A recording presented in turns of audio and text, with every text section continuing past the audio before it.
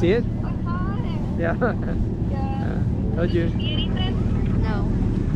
He did. So we know that they're going for a dive because the very last breath, the inhale, is very powerful, and they spread their flippers this one's all the probably in way the to car. the side, and then arch the back a little bit more, and then they show us the tail at the surface.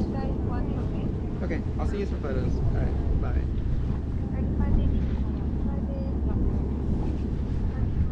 Bye.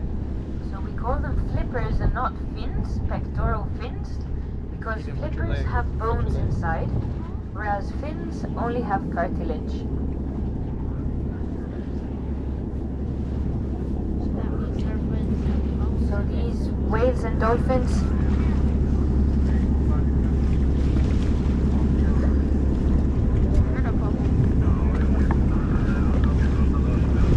there's a whale at 4 o'clock, 5 o'clock behind us on the right side.